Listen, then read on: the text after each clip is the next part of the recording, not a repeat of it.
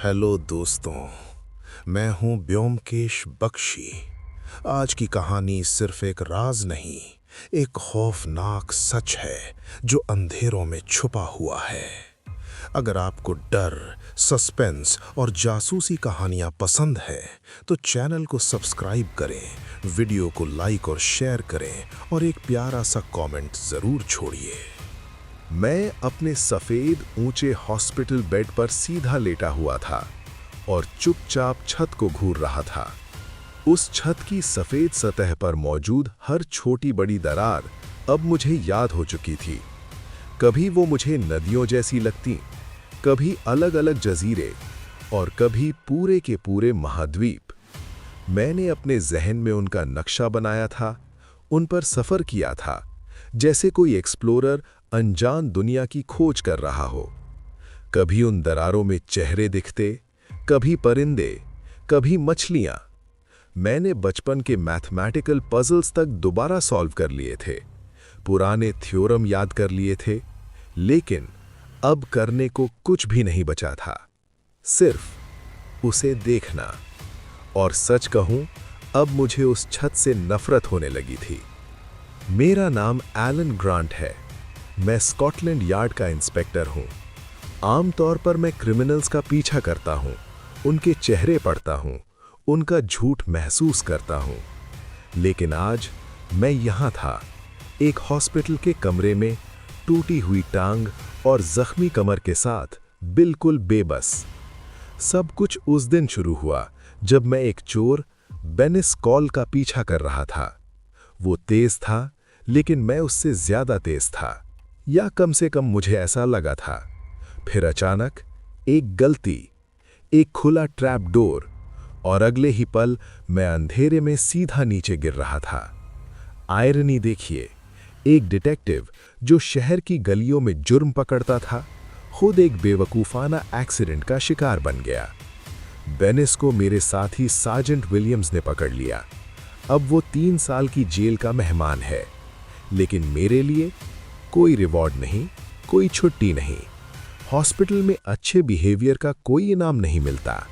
यहाँ मेरी देखभाल करने वाली 2 नर्सेस थीं, और मैंने उन्हें अपने हिसाब से नाम दे दिए थे, मिजेट और अमेज़न। मिजेट छोटी, फुर्तीली और हमेशा मुस्कुराने वाली। वो मुझे इतनी हल्की से उठाती जैसे मैं कोई पर हूं। और अमेज़न लंबी, मजबूत, थोड़ी सख्त मिजाज। वो मुझे ऐसे घसीटती जैसे मैं कोई भारी सामान हूं। दोनों मुझे परेशान करती थीं, मगर अलग तरीके से। मिजेट की लगातार बातें मुझे चिढ़ाती थीं, और अमेज़न की ताकत मुझे मेरी कमजोरी याद दिलाती थी। एक दिन मैंने मिजेट से कहा, बेड थोड़ा घुमा दो, शायद छत का नया हिस्सा देख लूं। वो हंसी और कहकर चली गई, इंस्पेक्टर, आप जल्दी डिस्चार्ज हो जाएंगे। लेकिन मुझे पता था, अभी कई हफ्तों की कैद बाकी थी। मेरे दोस्तों की लाई हुई बुक्स भी बेकार निकली। हर नॉवल एक जैसा, हर कहानी घिसी पिटी। मैंने सब किताबें कमरे के कोने में फेंक दी। मेरा दिमाग काम के लिए तड़प रहा था। मैं वो आदमी हूं जो चेहरों में सच ढूंढता है, सुरागों को जोड़ता है, हकीकत को जमीन से निकालता है। और अब मैं सिर्फ एक छत देख रहा था। फिर एक दिन मेरा बचाव हुआ, मेरी दोस्त मार्था हॉलर्ड के आने से। लंदन स्टेज की मशहूर एक्ट्रेस, खूबसूरत, बाअसर और सबसे ज़रूरी, वो मुझे समझती थी। वो जानती थी मुझे चेहरे पसंद हैं। उसने मेरे हाथ में एक पैकेट रखा। एलन, उसने नर्म आवाज में कहा, तुम्हें दिमाग चलाने की ज़रूरत है। पैकेट में पुराने हिस्टोरिकल पोर्ट्रेट्स थे। मुझे बताओ, ये लोग कौन लगते हैं? मैंने तस्वीरें खोली। पहला चेहरा लुक्रेजिया बोर्जिया, खूबसूरत लेकिन ठंडी, जैसे मुस्कुराहट के पीछे जहर छुपा हो। फिर एक बच्चा बादशाह, लुई 17, कमजोर, उदास, तकलीफ से भरा। मैं एक के बाद एक चेहरे देखता गया। हर चेहरा कुछ कह रहा था, लेकिन कुछ खास नहीं। मैंने तस्वीरें बेड पर फैला दी। मार्था चुपचाप मुझे देख रही थी, जैसे मैं तस्वीरों को पढ़ रहा हूं, वैसे ही वो मेरा चेहरा पढ़ रही थी। और फिर मेरी नज़र एक तस्वीर पर जाकर रुकी। मध्यकालीन लिबास में एक आदमी, गहरी आंखें, होठों पर हल्की उदासी और चेहरे पर अजीब सी सेंसिटिविटी। मैंने तस्वीर उठाई। ये कौन है? मैंने पूछा। मार्था नीचे झुकी और हल्की सी मुस्कुराई। एलन, ये है रिचर्ड द थर्ड, इंग्लैंड का वो राजा जिसे दुनिया शैतान के नाम से जानती है। मार्था के अल्फाज कमरे की खामोशी में गूंज उठे। रिचर्ड थर्ड, ये नाम मेरे जहन में बार बार टकरा रहा था। मैंने हिस्ट्री की किताबों में उसके बारे में पढ़ा था। एक कुबड़ा राजा जो ताज पाने के लिए अपने ही भतीजों को टावर ऑफ लंदन में मरवा देता है। शेक्सपियर ने उसे एक दरिंदा बना दिया था, ठंडा, बेरहम हुक्मरान। लेकिन मैं जिस चेहरे को देख रहा था वो कहानी से मिलता ही नहीं था। ये किसी कातिल का चेहरा नहीं था, ये एक जज का चेहरा था, एक सिपाही का, एक ऐसे आदमी का जो जिम्मेदारी का बोझ समझता हो। आंखों में दर्द था, लेकिन जुल्म नहीं। मार्था, ये सही नहीं लगता, मैंने धीरे से कहा। ये आदमी वैसा नहीं हो सकता जैसा हिस्ट्री कहती है। उसने भवें उठाई। तो तुम्हें लगता है हिस्ट्री गलत हो सकती है? मैं तस्वीर को घूरता रहा। मैं चेहरे पढ़ता हूं मार्था, और ये चेहरा मुझे कुछ और बता रहा है। वो मुस्कुराई। तो फिर सॉल्व करो इंस्पेक्टर। उसकी आवाज में चैलेंज था। तुम बेड पर कैद हो, कुछ करने को नहीं। क्यों ना एक 500 साल पुराना राज सुलझाओ? उस पल मेरे अंदर कुछ जग गया। अब मेरे पास वक्त भी था और एक सवाल भी। रिचर्ड थर्ड असल में था कौन? क्या वो वाकई दुनिया का सबसे बड़ा विलन था, या हिस्ट्री ने सच को दफन कर दिया था? उस रात जब मार्था चली गई, हॉस्पिटल का कमरा फिर से खामोश हो गया। मशीन की हल्की बीप, दूर कॉरिडोर में चलती कदमों की आवाज और मेरे पास रखी वो तस्वीर। मेरा सोया हुआ दिमाग अब जाग चुका था। मैं एक डिटेक्टिव था और मेरे सामने एक केस था, पुराना लेकिन फिर भी एक केस। मैंने फैसला कर लिया, मैं यहीं से, इसी हॉस्पिटल बेड से रिचर्ड थर्ड की सच्चाई ढूंढूंगा। शायद इस इन्वेस्टिगेशन में मैं खुद को पागल होने से भी बचा लूं। अब वो तस्वीर मेरे बेड के पास टेबल पर रहती थी। उसकी गहरी आंखें जैसे चुपचाप मुझे देख रही हों। हॉस्पिटल अब भी जेल था, छत अब भी सजा, लेकिन अब मेरे हाथ में एक धागा था, एक पहेली। और डिटेक्टिव्स पहेलियों के बिना जिंदा नहीं रहते। अगली सुबह मैंने मिजेट को बुलाया, जिसका असल नाम मुझे पता चला नर्स इनहेम था। मेरे लिए हॉस्पिटल लाइब्रेरी से हिस्ट्री की किताब लाओ। उसने मुझे ऐसे देखा जैसे मैंने भागने के लिए सीढ़ी मांग ली हो। हिस्ट्री की किताब इंस्पेक्टर, क्यों? मेरा दिमाग सड़ने से बचाने के लिए मैंने ठंडे लहजे में जवाब दिया। वो हंसी और कुछ देर बाद धूल से भरी एक किताब लेकर वापस आई। इंग्लैंड का मुख्तसर इतिहास। ये मेरी इन्वेस्टिगेशन की पहली फाइल थी। मैंने सीधा रिचर्ड थर्ड वाला चैप्टर खोला और वही पुरानी कहानी, कुबड़ा ताज चोर, अपने भतीजों का कातिल, टावर के शहजादों का मर्डरर। किताब ने उसे एक चालाक डिक्टेटर बताया जिसने 1483 में ताज छीना और खून से भरा राज चलाया, जब तक हेनरी ट्यूडर ने बॉसवर्थ की जंग में उसे मार नहीं दिया। हर लफ्ज़ इतना यकीन से लिखा था जैसे हिस्ट्री कभी गलत हो ही नहीं सकती। लेकिन वो चेहरा, वो आंखें मुझे चैन नहीं लेने दे रही थीं। क्या इतना संजीदा चेहरा वाकई इतना सियाह दिल हो सकता है? दोपहर में मार्था फिर से आई, थिएटर की गॉसिप और अपनी हमेशा वाली शरारती मुस्कान के साथ। अभी भी अपने राजा के बारे में सोच रहे हो? मेरा राजा नहीं है, मैंने कहा, लेकिन बताओ, क्या ये आदमी तुम्हें बच्चों का कातिल लगता है? वो झुकी, तस्वीर को गौर से देखा। उदास लगता है, थका हुआ, लेकिन क्रूएल नहीं। मैंने हाँ में सर हिलाया। मैंने सालों क्रिमिनल्स के चेहरे देखे हैं, झूठे, मासूम, सब, और ये उनमें फिट नहीं होता। मार्था पीछे बैठ गई। तो इंस्पेक्टर ग्रांट का थ्योरी क्या है? शेक्सपियर गलत था? मैंने कंधे उचकाए। शायद, या हिस्टोरियंस? मुझे और सबूत चाहिए। मैंने किताब पर उंगली टपकाई, सच समझने के लिए। मार्था की आंखें चमक उठी। आपको एक केस मिल गया है ना? और वो सही थी। अब ये बोर्डम नहीं था, ये इन्वेस्टिगेशन बन चुकी थी। अगले कुछ दिनों में मैंने हर आने वाले इंसान से एक ही चीज मांगनी शुरू कर दी, इंफॉर्मेशन। सार्जेंट विलियम्स एक दिन बेनिस कॉल की जेल रिपोर्ट लेकर आया। सब ठीक है सर, उसने कहा। बेनिस अभी भी जेल में है, कोई प्रॉब्लम नहीं। मैंने सिर्फ हाँ में सर हिलाया, फिर उसकी आंखों में सीधा देखकर बोला, विलियम्स, मुझे रिचर्ड थर्ड के बारे में जो भी मिल सके ला कर दो। वो जोर से हंस पड़ा। सर, आप पागल हो गए हैं, हिस्ट्री कोई क्राइम सीन नहीं होता। मैं धीरे से मुस्कुराया। गलत, मुझे लगता है यहां कोई झूठ बोल रहा है और मुझे पता करना है कौन। अमेज़न नर्स डैरिल एक दिन मुझे नैपकिन पर नोट्स लिखते हुए देखकर रुक गई। उसने आंखें घुमाई। आप खुद को थका देंगे इंस्पेक्टर। मैंने उसकी बात अनसुनी कर दी। डिटेक्टिव जब एक राज पकड़ लेता है तो फिर दर्द भी उससे रोक नहीं सकता। फिर आई मिसेस टिंकरे, मेरी घर की सेविका, हाथ में साफ शर्ट्स का बंडल और जुबान हमेशा की तरह तेज।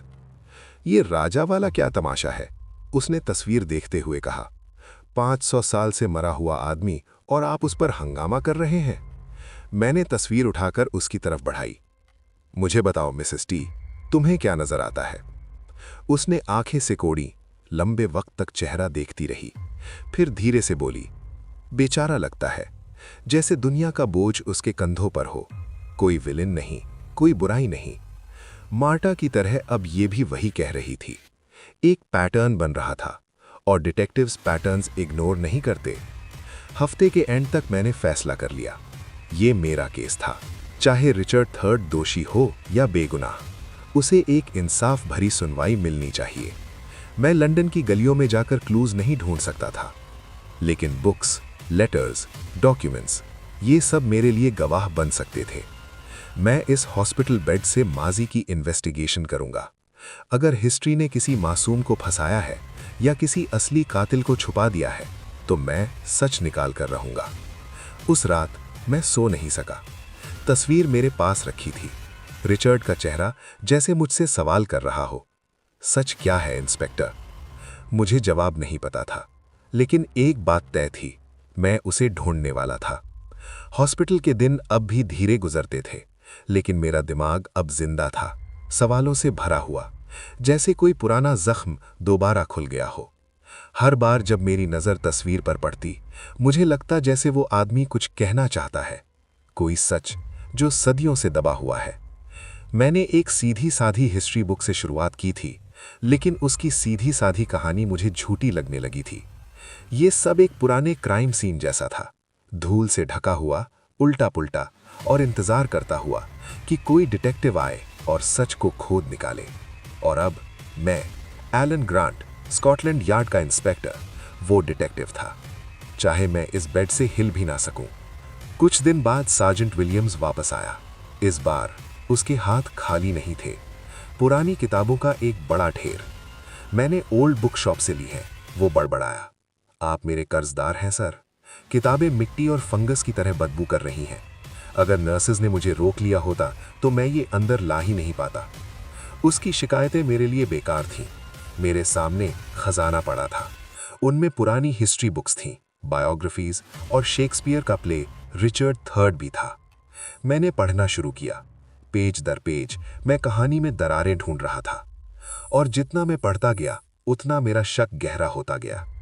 पूरी कहानी एक ही बात पर टिकी थी, टावर के राजकुमार, एडवर्ड फोर्थ के 2 छोटे बेटे जो अचानक गायब हो गए। इल्जाम उनके चाचा रिचर्ड पर, लेकिन सबूत कहाँ था? ना कोई लाश मिली, ना कोई भरोसेमंद गवाह, सिर्फ अफवाहें, और बाद में ट्यूडर खानदान के हिस्टोरियंस की लिखी हुई कहानियां जिन्होंने रिचर्ड को एक राक्षस बना दिया। 1483 में रिचर्ड ने ताज लिया, ये सच था। उसके बाद शहजादे गायब हुए, ये भी सच था। लेकिन क्या उसने उन्हें मारा, या ये एक ऐसी कहानी थी जो किसी ने बनाई थी? मैंने किताब बंद की और धीरे से नजर उठाकर छत की तरफ देखा। अब वो सिर्फ छत नहीं थी, वो एक सवाल थी, एक अंधेरा जिसमें सच कहीं छुपा हुआ था। मैं अब छत को नहीं देख रहा था। मेरी आंखों के सामने सिर्फ सवाल थे, वो सवाल जो मेरे जहन में अंधेरे साए की तरह घूम रहे थे। अगली सुबह मार्टा फिर हॉस्पिटल आई। उसकी आंखों में वही पुरानी चमक थी, लेकिन इस बार साथ में एक राज भी था। एलन, मैं तुम्हारे लिए एक असिस्टेंट लाई हूं। दरवाजा धीरे से खुला और अंदर आया एक लंबा, दुबला, पतला नौजवान। बालों में बेतरतीबी, लेकिन आंखों में अजीब सी रोशनी, जैसे किसी ने उसे भी एक मिस्ट्री का नशा दे दिया हो। मिलो, ब्रेंट कैराडाइन, मार्टा ने कहा, ब्रिटिश म्यूजियम का रिसर्चर और तुम्हारे इस पुराने राज को सॉल्व करने के लिए बेचैन। ब्रेंट तेज कदम से आगे बढ़ा और मेरा हाथ पकड़ लिया, शायद जरूरत से ज्यादा जोश के साथ। इंस्पेक्टर, मैंने रिचर्ड III पर काफी पढ़ा है। जो कहानी हमें सिखाई गई है वो बिल्कुल ठीक नहीं लगती है। मुझे लगता है कुछ छुपाया गया है और मैं आपके साथ सच ढूंढना चाहता हूं। उसकी आवाज में सच्चाई थी और उसका जुनून मेरे अपने जुनून जैसा था। उस पल मुझे समझ आ गया, यही वो आदमी था जिसका मुझे इंतजार था। इन्वेस्टिगेशन तुरंत शुरू हो गई। ब्रेंट अगले ही दिन किताबों का दूसरा पहाड़ लेकर लौट आया। ओल्ड नोट्स, रोल्ड स्क्रोल्स और एक बड़ा सा पेपर शीट। उसने मेरे बेड के पास बैठकर टाइमलाइन मेरे सामने फैला दी। यहां से शुरू करते हैं इंस्पेक्टर, उसने 1483 पर उंगली रखते हुए कहा। एडवर्ड IV की मौत के बाद रिचर्ड ताज लेता है। एडवर्ड के दोनों बेटे टावर के प्रिंसेस इल्लीगल डिक्लेयर कर दिए जाते हैं। उन्हें टावर में रखा जाता है और फिर वो गायब हो जाते हैं। उसने मेरी तरफ देखा। हिस्ट्री कहती है रिचर्ड ने उन्हें मार दिया। फिर धीरे से बोला, लेकिन क्यों? मैं चुप रहा। वो सही सवाल था। वो पहले ही किंग बन चुका था, ब्रेंट बोला। फिर मर्डर करने की जरूरत क्या थी? मैंने हां में सर हिलाया। मोटिव कमजोर है और एविडेंस? हमारे पास कोई सॉलिड प्रूफ है? ब्रेंट की आंखें चमक उठी। यही तो बात है इंस्पेक्टर, प्रूफ है ही नहीं। जो कुछ भी लिखा गया ज्यादातर ट्यूडर डायनेस्टी के हिस्टोरियंस ने लिखा। हेनरी VII ने बॉसवर्थ की बैटल में रिचर्ड को हराया और उसके बाद हिस्ट्री लिखने वाले सब उसके लोग थे। मतलब पूरी कहानी जीतने वाले की तरफ से लिखी गई थी। हमें ओरिजिनल सोर्सेस चाहिए, ब्रेंट ने कहा। लेटर्स, रिकॉर्ड्स, ऐसा मटेरियल जो बदला ना गया हो। मैंने गहरी सांस ली। तो हम एक ऐसी कोर्ट में खड़े हैं जहां सारे गवाह बायस्ड हैं। हमें उन सब को साइड करना होगा और सच तक खुद पहुंचना होगा। अगले कुछ दिन मेरे लिए एक साइलेंट डिटेक्टिव मिशन बन गए। मैं बेड से हिल नहीं सकता था, लेकिन ब्रेंट मेरे पैर बन चुका था। वो लाइब्रेरीज जाता, आर्काइव्स खंगालता और डॉक्यूमेंट्स लेकर वापस आता। मैं हर पेज को फोरेंसिक एविडेंस की तरह पढ़ता, हर लफ्ज, हर डेट, हर नाम। हमें कुछ टुकड़े मिले। रिचर्ड का एक लेटर अपने नॉर्दर्न एलाइज को लिखा हुआ। टोन शांत था, प्रोफेशनल, बिल्कुल नॉर्मल। फिर एक रिकॉर्ड मिला। 1484 में अपने इकलौते बेटे की मौत पर रिचर्ड गहरे शोक में था। मैं लंबे वक्त तक चुप रहा।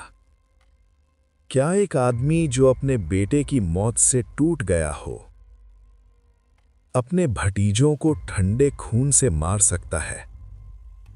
मुझे जवाब पता था, नहीं। फिर ब्रेंट ने सबसे बड़ा खजाना ढूंढ निकाला, एक कंटेम्परेरी मर्चेंट का रिकॉर्ड। एक आदमी जो रिचर्ड के कोरोनेशन के बाद टावर गया था।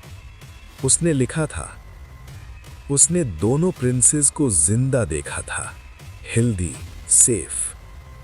मैंने वो पेज बार बार पढ़ा।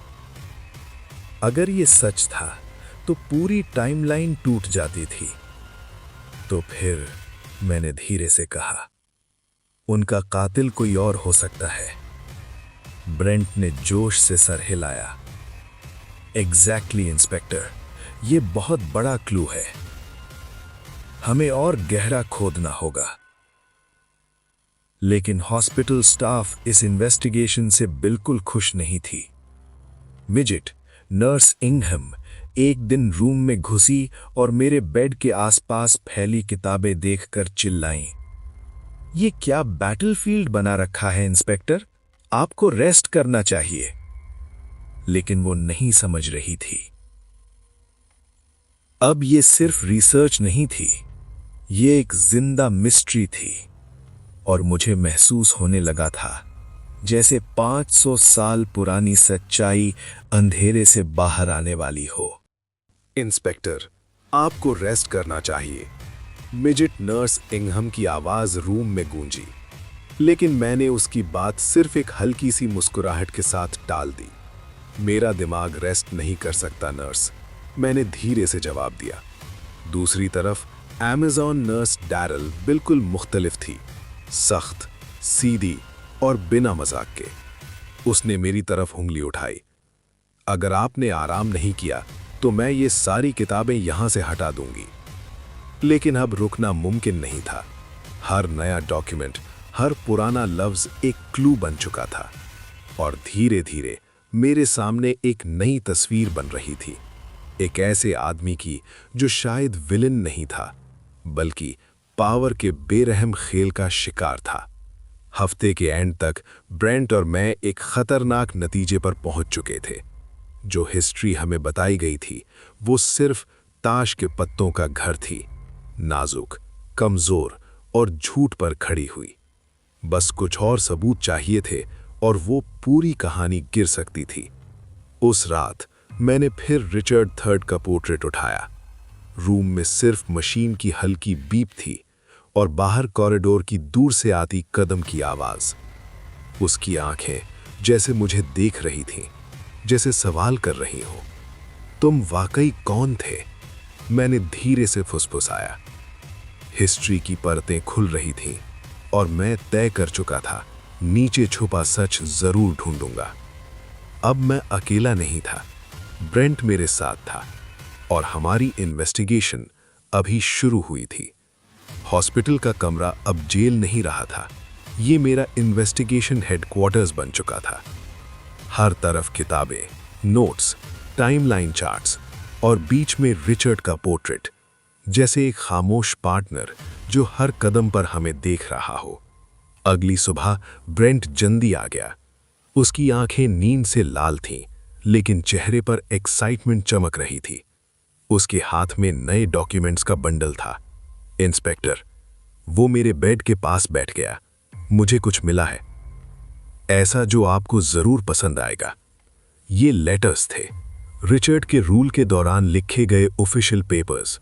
खुद रिचर्ड के नहीं, लेकिन उसके सेक्रेटरीज और एलाइज के।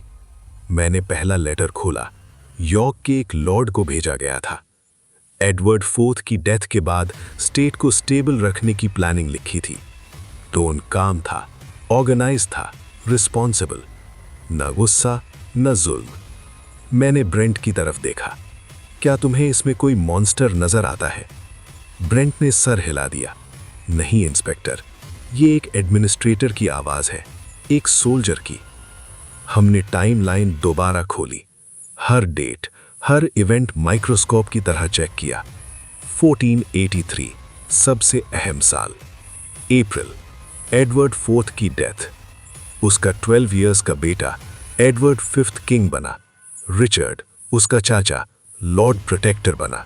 फिर जून में एक शॉकिंग क्लेम सामने आया। एडवर्ड फोर्थ की शादी इलीगल डिक्लेयर कर दी गई, मतलब प्रिंसेस क्राउन के हकदार नहीं रहे और रिचर्ड किंग बन गया। यहां तक सब क्लियर है, मैंने कहा। लेकिन उसके बाद क्या हुआ? प्रिंसेस टावर में थे, फिर वो गायब हो गए।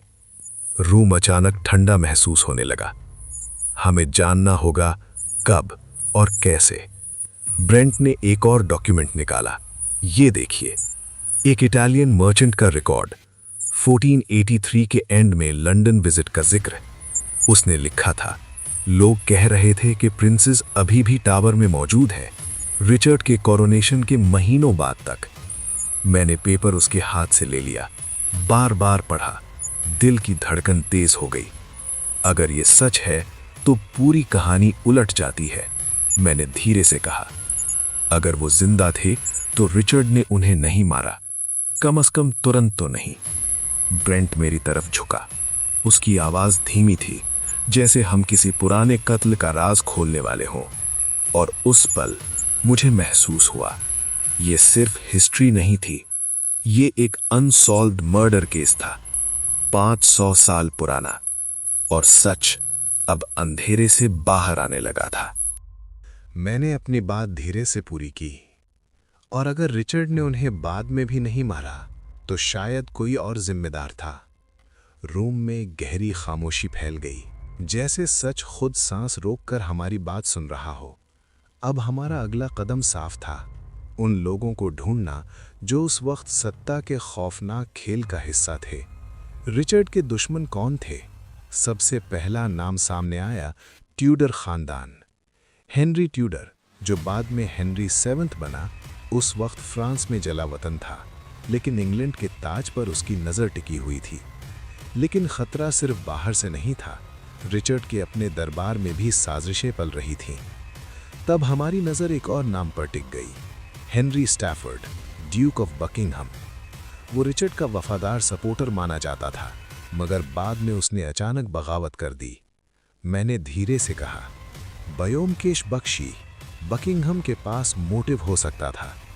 अगर उसने शहजादों को ख़त्म किया हो तो रिचर्ड कमज़ोर पड़ जाता और ताकत सीधा उसके हाथ में आ सकती थी। ब्रैंड ने हाँ में सिर हिला दिया। लेकिन जब उसकी बगावत नाकाम हुई, रिचर्ड ने उसे मौत दे दी। शायद सच भी उसके साथ ही दफन हो गया। दिन गुजरते गई और हमारी तहकीकात और गहरी होती चली गई। हर रोज़ ब्रैंड कुछ नया लेकर आता, कभी पुराने रिकॉर्ड्स, कभी सदियों पुराने खत। एक दिन वो गैर मामूली बेचैनी के साथ रूम में दाखिल हुआ। उसके हाथ में एक बयान था, टावर के एक गार्ड का स्टेटमेंट, जो बोसवर्थ की जंग के बाद लिया गया था। गार्ड ने कहा था, उसे कभी नहीं बताया गया कि शहजादों का क्या हुआ, लेकिन उसे टावर के अंदर अजीब हरकतें याद थीं। और सबसे डरने वाली बात, ये सब रिचर्ड के आखिरी दिनों में नहीं, बल्कि हेनरी 7 के ताज संभालने के बाद हुआ था। मैंने धीरे से ब्रैंड की तरफ देखा। क्या तुम सोच रहे हो कि हेनरी ने? मेरी बात अधूरी रह गई। ब्रैंड ने गहरी सांस ली। ये मुमकिन है इंस्पेक्टर। हेनरी को अपनी हुकूमत मजबूत करने के लिए हर खतरे को मिटाना था। अगर शहजादे जिंदा थे तो वो उसके लिए सबसे बड़ा खतरा थे। ये ख्याल मेरे जहन में तूफान की तरह टकरा गया। क्या हिस्ट्री ने हमेशा सच उल्टा बताया? क्या रिचर्ड असल में शिकार था और उसे शिकारी बना दिया गया? मैंने मजबूत आवाज में कहा, हमें और सबूत चाहिए। हेनरी के दौर के रिकॉर्ड्स, उसके दरबार की असली बातें। ब्रैंड ने सिर हिला दिया। मैं कोशिश करूंगा इंस्पेक्टर, लेकिन ट्यूडर लोग अपने निशान मिटाने में माहिर थे। इस बीच हॉस्पिटल का माहौल भी बदलने लगा था। नर्स इघम मिजेट रोज आती और गुस्से में कहती, इंस्पेक्टर, ये क्या किताबों का जंगल बना रखा है? आपको आराम की ज़रूरत है। मैं मुस्कुरा कर कहता, मेरा जिस्म ठीक हो रहा है नर्स, लेकिन मेरा दिमाग रुक नहीं सकता। दूसरी तरफ नर्स डैरल ज़्यादा सख्त थीं। एक दिन वो सीधा मेरे सामने आ खड़ी हुई। अगर ये किताबें नहीं हटाईं तो मैं सब बाहर फेंक दूंगी। मैंने उसकी आंखों में सीधा देखा। आप ऐसा नहीं करेंगी, ये मेरा इलाज है। वो नाराज़ होकर चली गईं, मगर मैं जानता था मेरा जुनून अब रुकने वाला नहीं। हर नया दिन एक नई सच्चाई का दरवाज़ा खोल रहा था। एक शाम ब्रैंड एक छोटा सा कागज़ लेकर आया। ये हेनरी के एक दरबारी का लिखा हुआ नोट था, रिचर्ड की मौत के बाद का। उसमें सिर्फ एक धुंधला सा जुमला था, टावर के बच्चे, अब हमेशा के लिए खामोश हैं। ये पक्का सबूत नहीं था, मगर एक और अंधेरा इशारा जरूर था। शायद हेनरी के ताज पहनने के बाद कुछ हुआ था। मैंने कागज को हाथों में पकड़कर धीरे से कहा, ब्रांड, हम एक कहानी तोड़ रहे हैं और दूसरी बना रहे हैं, लेकिन अभी भी वो एक सबूत मिसिंग है जो सब कुछ बदल दे। उस रात जब ब्रांड चला गया, रूम में सिर्फ मैं था और दीवार पर लटका रिचर्ड का पोर्ट्रेट। उसकी आंखें मुझे घूर रही थीं, जैसे वो कह रहा हो, तुम सच के करीब हो। मैंने हल्की आवाज में कहा, मैं तुम्हारी सच्चाई ढूंढ रहा हूं रिचर्ड, लेकिन ये रास्ता आसान नहीं। मेरे जहन में सवालों का समंदर उठ रहा था। क्या रिचर्ड बेकसूर था? क्या हेनरी असली मुजरिम था? या सच इन दोनों के दरमियान कहीं अंधेरे में छुपा था? मुझे जवाब नहीं पता था, लेकिन एक बात तय थी, अब मैं पीछे नहीं हटने वाला था। सच की तलाश जारी थी और हर कदम मुझे उस खौफनाक हकीकत के और करीब ले जा रहा था। सच धीरे धीरे मुझे अपनी तरफ खींच रहा था। वो सच जिसे हिस्ट्री ने सदियों पहले जमीन के नीचे दफन कर दिया था। हॉस्पिटल का वो छोटा सा कमरा अब मेरे लिए सिर्फ रिकवरी रूम नहीं रहा था, वो एक जंग का मैदान बन चुका था। किताबें, कागज, नोट्स मेरे चारों तरफ बिखरे पड़े थे, जैसे ये सब मेरे हथियार हों, एक पुराने और खौफनाक राज के खिलाफ उठाए गए हथियार। मेरे बिस्तर के पास रिचर्ड III का पोर्ट्रेट रखा था। उसकी आंखें हर वक्त मुझे देखती रहती थीं, जैसे कोई पुराना दोस्त जो इस अनदेखी जंग में मेरे साथ खड़ा हो। मैं एलन ग्रांट, एक डिटेक्टिव जो कभी शहर की गलियों में मुजरिम का पीछा करता था और अब एक बिस्तर तक महदूद। लेकिन मेरा जिस्म कैद था, मेरा दिमाग नहीं। मेरा दिमाग अब भी सच का पीछा कर रहा था और मेरे साथ था ब्योमकेश बख्शी, मेरा सबसे भरोसेमंद साथी। हम दोनों अब उस सच के करीब पहुंच रहे थे जो 500 सालों से अंधेरे में छुपा हुआ था। पिछले हफ्तों की तहकीकात ने सब कुछ बदल दिया था। हिस्ट्री ने रिचर्ड III को एक जालिम कातिल बनाकर पेश किया था, लेकिन हमारे सामने एक बिल्कुल अलग तस्वीर उभर रही थी। एक ऐसा बादशाह जो अपने दौर के सियासी खेल में फंस गया था। टावर के शहजादों की मौत का इल्जाम उस पर था, मगर सबूत कमजोर, बिखरे हुए और शक से भरे। हमें ऐसे इशारे मिले थे जो बताते थे कि शहजादे शायद रिचर्ड के कोरोनेशन के बाद भी जिंदा थे, और अब हमारी नजर मुड़ चुकी थी हेनरी VII की तरफ। वो आदमी जिसने रिचर्ड को हराकर ताज हासिल किया और फिर हिस्ट्री को अपने हिसाब से लिखवा दिया। सुबह ब्रांड रूम में दाखिल हुआ। उसके हाथ में एक नया डॉक्यूमेंट था। आंखों में थकान थी, लेकिन चेहरे पर जीत की हल्की सी चमक। इंस्पेक्टर, वो मेरे पास बैठते हुए बोला, मुझे कुछ मिला है जो सब कुछ बदल सकता है। ये हेनरी VII के हुकूमत के पहले साल का रिकॉर्ड था, बॉसवर्थ की जंग के तुरंत बाद का। मैंने कागज हाथ में लिया और पढ़ना शुरू किया। हर लफ्ज के साथ मेरी धड़कन तेज होती गई। उसमें एक छोटा सा जुमला लिखा था, टावर के कैदियों को खामोश करने का हुक्म दिया गया। रूम अचानक ठंडा महसूस होने लगा। मैंने धीरे से पूछा, ब्रांड, क्या ये वही है जो मैं सोच रहा हूं? क्या हेनरी ने शहजादों को? ब्रांड ने गहरी सांस ली। ये बहुत स्ट्रॉन्ग इशारा है इंस्पेक्टर। अगर रिचर्ड ने उन्हें नहीं मारा और वो बॉसवर्थ तक जिंदा थे, तो हेनरी के लिए वो सबसे बड़ा खतरा थे। उसने ताज जीत लिया था, लेकिन उसका दावा कमजोर था। एडवर्ड IV के बेटे अगर जिंदा रहते तो किसी भी वक्त बगावत का परचम बन सकते थे। मैं खामोश हो गया। सच अब धुन से बाहर आ रहा था। हेनरी VII, जिसे हिस्ट्री ने हीरो बनाया, शायद असल मुजरिम था। हमने टाइमलाइन दोबारा देखी। अगस्त 1485, बॉसवर्थ की जंग। रिचर्ड मारा गया। हेनरी ने ताज पहना और उसके बाद शहजादे बस गायब हो गए। किसी ऑफिशियल रिकॉर्ड में उनका जिक्र नहीं, जैसे वो कभी मौजूद ही नहीं थे। उनकी कहानी को सिर्फ रिचर्ड के खिलाफ एक हथियार बना दिया गया। लेकिन अगर उनकी मौत हेनरी के दौर में हुई हो तो सब कुछ समझ आता था। हमें और सबूत चाहिए, मैंने मजबूत आवाज में कहा। कोई लेटर, कोई गवाही, कुछ भी जो हेनरी को सीधा जोड़े। अगले कुछ दिन ब्रांड गायब सा रहा। वो म्यूजियम की गहराइयों में डूबा रहा, पुराने रिकॉर्ड्स की धूल में सच तलाश करता रहा। फिर एक दिन वो वापस आया और इस बार उसके हाथ में एक और खजाना था। 1486 का एक फ्रेंच एम्बेसडर का लेटर। उसने लिखा था कि टावर के बच्चों के बारे में सरगोशियां चल रही थीं और हेनरी के लोग इस मौजू पर खामोश थे। फिर से कोई फाइनल प्रूफ नहीं, मगर हमारी थ्योरी और मजबूत हो रही थी। मैंने धीरे से कहा, देखो ब्रांड, हर टुकड़ा एक ही तरफ इशारा कर रहा है। हेनरी ने अपनी हुकूमत बचाने के लिए कुछ किया और फिर सारा इल्जाम रिचर्ड पर डाल दिया।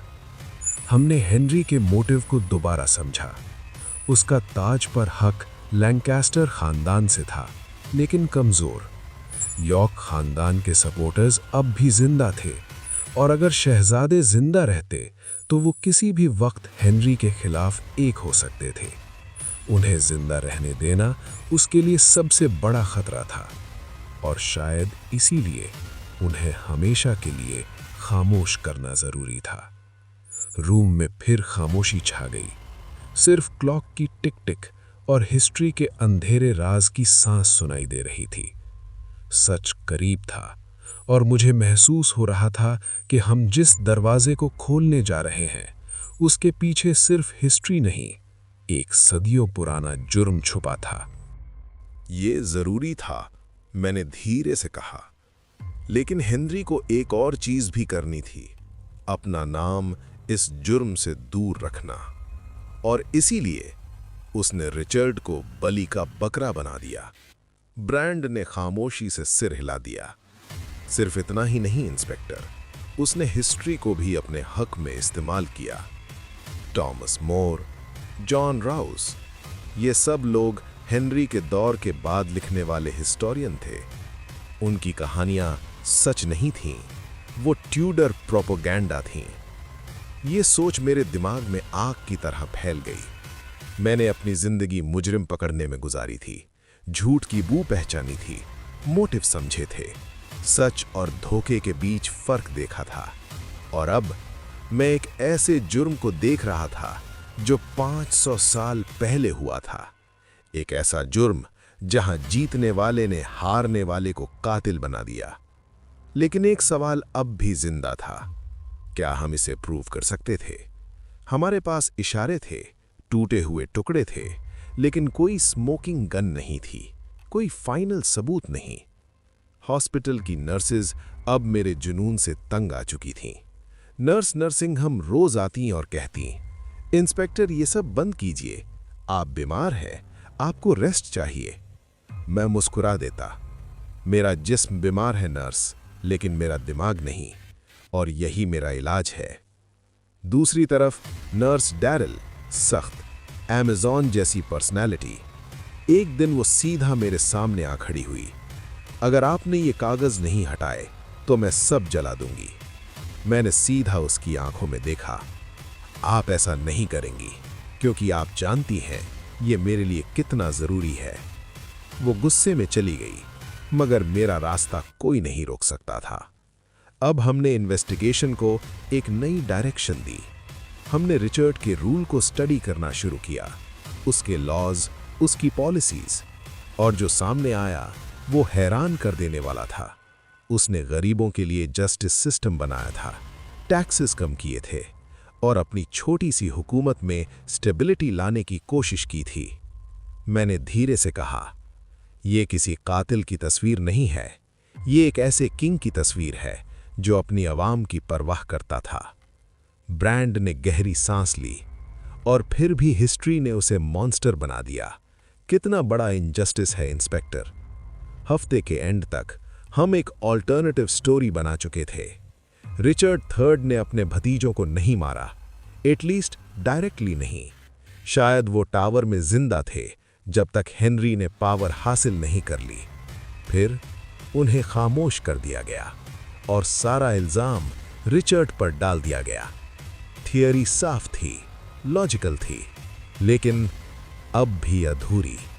हमें वो आखिरी सबूत चाहिए था। उस रात मैं अकेला था। रूम में सिर्फ हल्की रोशनी थी और मेरे सामने रिचर्ड का पोर्ट्रेट। मैंने धीरे से कहा, मैं तुम्हारे लिए लड़ रहा हूं रिचर्ड, तुम्हारी सच्चाई के लिए। उसकी आंखें जैसे जिंदा हो गई हों, जैसे वो कह रहा हो, आगे बढ़ो इंस्पेक्टर, तुम करीब हो। मुझे नहीं पता था अगला कदम क्या होगा, लेकिन एक बात तय थी, मैं अपनी जिंदगी की सबसे बड़ी इन्वेस्टिगेशन के बीच में था और अब मैं पीछे नहीं हटने वाला था। सच दूर नहीं था, मुझे बस उसे पकड़ना था। हॉस्पिटल का कमरा अब अजीब तौर से खामोश था। जो किताबें और कागज कभी तूफान की तरह बिखरे रहते थे, अब ठीक से रखे हुए थे। मेरा बिस्तर जो कभी जेल लगता था, अब एक स्टेज बन चुका था। यहीं से मैंने हिस्ट्री के अंधेरों में झांका था। रिचर्ड थर्ड का पोर्ट्रेट अब भी मेरे पास था, मगर अब उसकी आंखों में सवाल नहीं थे, जैसे वो शुक्रिया अदा कर रहा हो, या शायद ये सिर्फ मेरा एहसास था। मैं एलन ग्रांट, एक डिटेक्टिव जो इस हॉस्पिटल बेड पर लेटे हुए लंदन की गलियों से कहीं ज्यादा दूर सफर कर चुका था, सीधा 500 साल पुराने राज के दिल तक। और मेरे साथ था ब्योमकेश बख्शी, इस पूरी जर्नी का हमसफर। सुबह ब्रांड वापस आया, उसके हाथ में कुछ आखिरी नोट्स थे। वो मेरे पास बैठा और धीरे से बोला, इंस्पेक्टर, मुझे लगता है हमने जितना कर सकते थे कर लिया। अब हमारे पास सबूतों का एक पहाड़ है, ब्रांड ने धीमी आवाज में कहा, फिर खुद ही रुक गया। नहीं, शायद पहाड़ नहीं, लेकिन एक मजबूत ढेर जरूर है। मैंने उसकी तरफ देखा और हल्की सी मुस्कुराहट मेरे होंठों पर आ गई। हाँ ब्रांड, जो कुछ हमने ढूंढा है वो काफी है।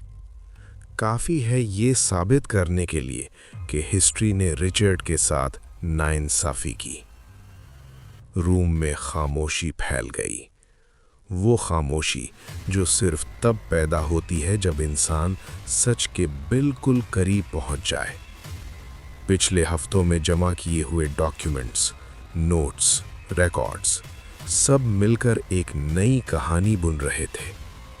रिचर्ड थर्ड, जिसे शेक्सपियर और ट्यूडर हिस्टोरियंस ने एक कुबड़ा खूनी मॉन्स्टर बना दिया था, अब हमारे सामने एक बिल्कुल अलग शख्स बनकर उभर रहा था। एक किंग जिसने अपने भाई की मौत के बाद एक टूटे हुए किंगडम को संभाला। उसने लॉज बनाए, गरीबों को जस्टिस दिया और अपने छोटे से रूल में अमन लाने की कोशिश की। ये किसी जालिम कातिल की कहानी नहीं थी। टावर के प्रिंसेस एडवर्ड फोर्थ के बेटे हमारे मिले हुए कंटेम्प्ररी रिकॉर्ड्स के मुताबिक शायद रिचर्ड के रूल में जिंदा थे।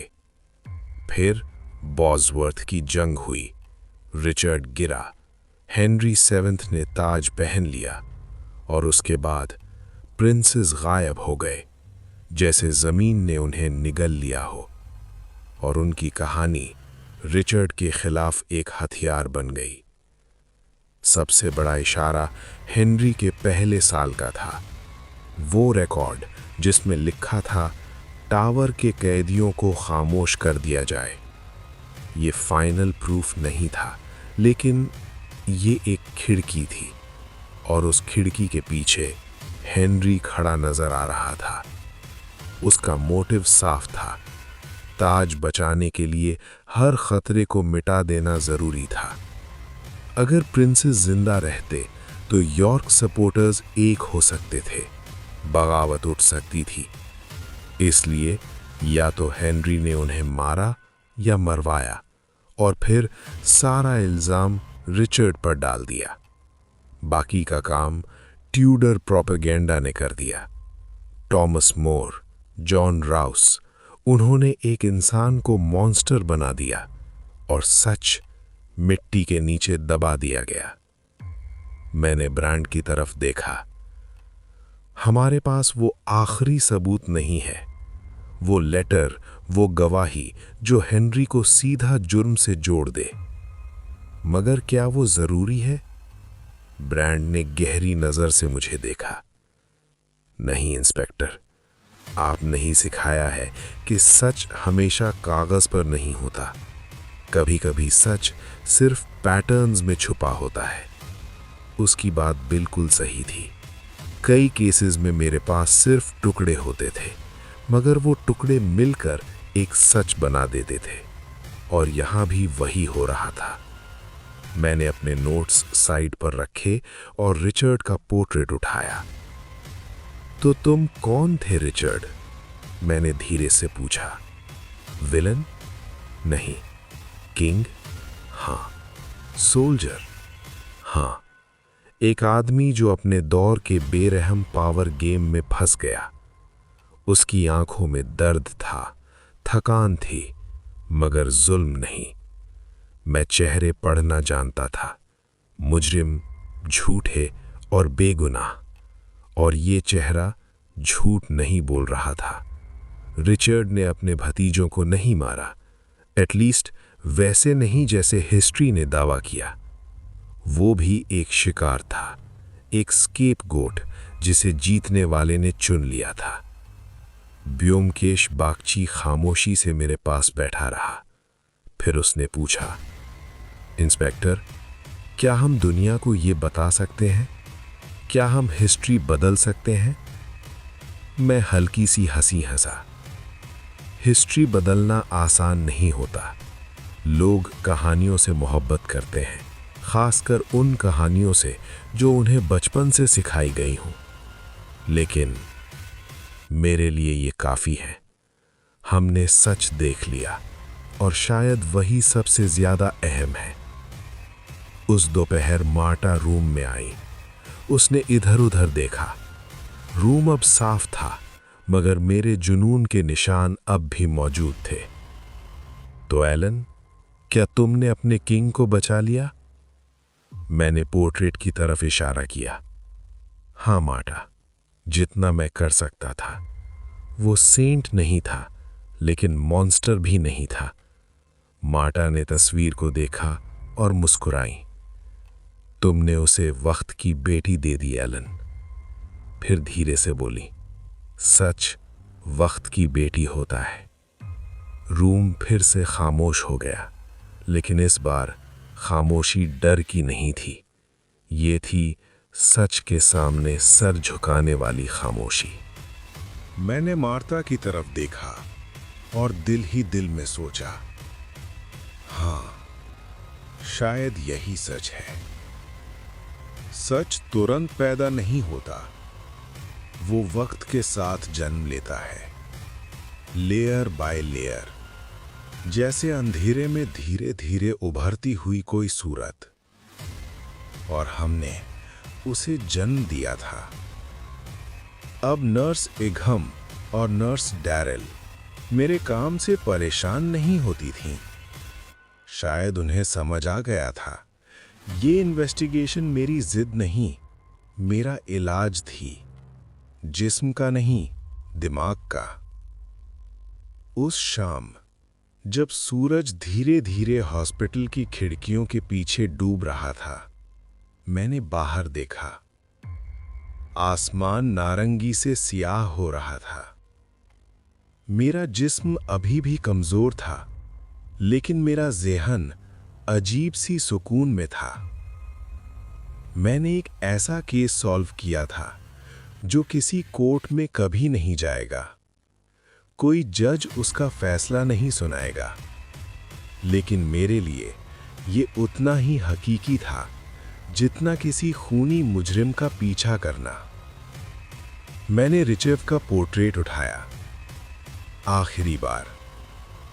उसकी आंखें अब भी मुझे देख रही थी, मगर इस बार उनमें इल्जाम नहीं था, सिर्फ खामोशी थी। तुम्हें इंसाफ मिल गया मेरे दोस्त, मैंने धीरे से कहा।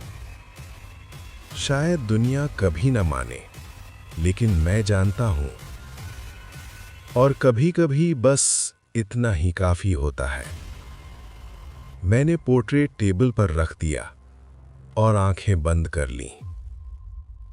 अब मेरे जहन में कोई सवाल नहीं था, न कोई पहेली, न कोई डर, सिर्फ एक गहरा सुकून, एक एहसास कि मैंने सच का पीछा किया और आखिरकार उसे पकड़ लिया।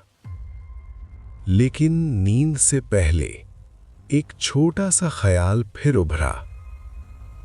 हिस्ट्री कितनी नाजुक चीज है। ये हमेशा विनर्स की कलम से लिखी जाती है और हारने वाले उसके सफ़ों में दफन हो जाते हैं। रिचर्ड एक हारा हुआ था, हेनरी एक विनर। मगर अगर विनर कोई और होता तो क्या कहानी अलग होती? मैं हल्की सी मुस्कुराहट रोक न सका। शायद हां, शायद नहीं। इंसान की फितरत ही ऐसी है।